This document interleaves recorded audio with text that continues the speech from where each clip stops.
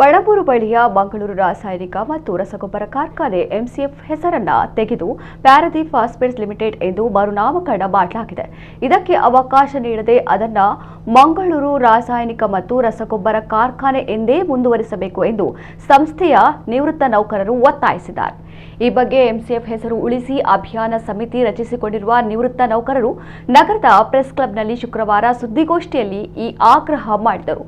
ಸಮಿತಿಯ ಸದಸ್ಯರಾದ maxim Alfred D'Souza ಮಾತನಾಡಿ 1971ರಲ್ಲಿ ರಾಜ್ಯ ಸರ್ಕಾರ ರಾಜ್ಯದ ಹೂಡಿಕೆದಾರರು ಮತ್ತು ರೈತರ ಪಾಲುದಾರಿಕೆಯೊಂದಿಗೆ ಸ್ಥಾಪನೆಯಾದ ಎಂಸಿಎಫ್ ಕಾರ್ಖಾನೆ 1976ರಲ್ಲಿ ವಾಣಿಜ್ಯ ಉತ್ಪಾದನೆ ಆರಂಭಿಸಿತ್ತು. ರಾಜ್ಯದ ಏಕೈಕ ಬೃಹತ್ ರಸಗೊಬ್ಬರ ಕೈಗಾರಿಕೆ ಇದಾಗಿದ್ದು, ಸ್ಥಳೀಯ ಜನರ ಭೂತ್ಯಾಗ, ಸ್ಥಳೀಯ ನದಿಗಳ ನೀರಿನ ಬಳಕೆ, ಕಚ್ಚಾ ವಸ್ತುವಾಗಿ ಇಲ್ಲಿನ ಗಾಳಿ ಬಳಕೆ, ಪರಿಸರ ಪರಿಣಾಮಗಳ ಹೊರೆ ಮತ್ತು ಸಮುದಾಯ ಎಲ್ಲವೂ ಈ ಸಂಸ್ಥೆಯ ಬೆಳವಣಿಗೆಗೆ ಕಾರಣವಾಗಿದೆ. ಪ್ರಾದೇಶಿಕ ಅಸ್ಮಿತೆಯ ಹೆಸರನ್ನ ಇದೀಗ ರಾತ್ರೋರಾತ್ರಿ ಬದಲಾಯಿಸುವುದನ್ನ ಖಂಡಿಸುತ್ತೇವೆ ಎಂದರು.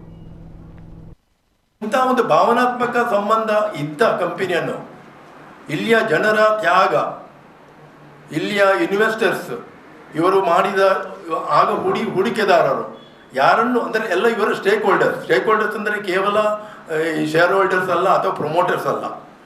ಅಂಥ ಒಂದು ಇದನ್ನು ಯಾವುದೇ ಒಂದು ಮುಜುಗರ ಓವರ್ನೈಟ್ ಅಂದರೆ ರಾತ್ರೋರಾತ್ರಿ ಬದಲಾಯಿಸುವುದಂದರೆ ಅದೊಂದು ನಿಜವಾಗಿ ಒಂದು ತುಂಬ ದುಃಖದ ಸಂಗತಿ. ಈ ಹೆಸರಿನೊಟ್ಟಿಗೆ ಎಲ್ಲರಿಗೂ ನಂಟುಂಟು. ನಾವು ಈಗ ಮಂಗಳೂರಿನವರಾಗಿ ಅಥವಾ ಕರ್ನಾಟಕದವರಿಗಾಗಲಿ ಇದರ ಬಗ್ಗೆ ನಮಗೆ ತುಂಬ ಒಂದು ಅನ್ಯೋನ್ಯ ಸಂಬಂಧವಿದೆ. ಈ ಕಂಪನಿಯಲ್ಲಿ ಸುಮಾರು 90% ಉದ್ಯೋಗಗಳು ನಮ್ಮ ಮಂಗಳೂರು ಮತ್ತು ನಮ್ಮ ಕರ್ನಾಟಕ ರಾಜ್ಯದವರಾಗಿ ಸಿಗುತ್ತಿತ್ತು. ಇನ್ನು ಮುಂದೆ ಏನಾಗುತ್ತೆ ಅಂದರೆ ಪ್ರತಿ ಹತೋಟಿ ಇದರ ಬಗ್ಗೆ ಇಲ್ಲಿ ನಡೆಯೋ ಅಪಾಯಿಂಟ್ಮೆಂಟ್ಸ್ ಇರಲಿ ಮತ್ತು ಯಾವುದೇ ನಿರ್ಧಾರಗಳು ಮೇಲಿಂದಲೇ ಬರ್ತವೆ. ಅದರಲ್ಲಿ ಇಲ್ಲಿಯ ಯುವಜನತೆ ಖಂಡಿತವಾಗಿಯೂ ಆ ಉದ್ಯೋಗ ವಂಚಿತರಾಗುತ್ತಾರೆ. ನಮ್ಮ ಮತ್ತೊಂದು ಆತ್ಮಾಭಿಮಾನದ ಸಂಗತಿ. ಆದ್ದರಿಂದ ನಾವು ಈ ತುಂಬ ಜನರಿಗೆ ಇದರಲ್ಲಿ ಬೇಸರ ಇತ್ತು. ಅಲ್ಲಿ ಇರುವ ಈಗ ಪ್ರಸ್ತುತ ಇರುವ ಉದ್ಯೋಗಿಗಳು ಮತ್ತು ನಮ್ಮ ಮಾಜಿ ಉದ್ಯೋಗಿಗಳು, ನಮ್ಮ ಪರಿಸರ ಜನ ಎಲ್ಲರೂ ಕೂಡ ನಾವು ಮಾತಾಡುವಾಗ ಇದರ ಬಗ್ಗೆ ತುಂಬ ಬೇಸರ ವ್ಯಕ್ತಪಡಿಸಿದರು.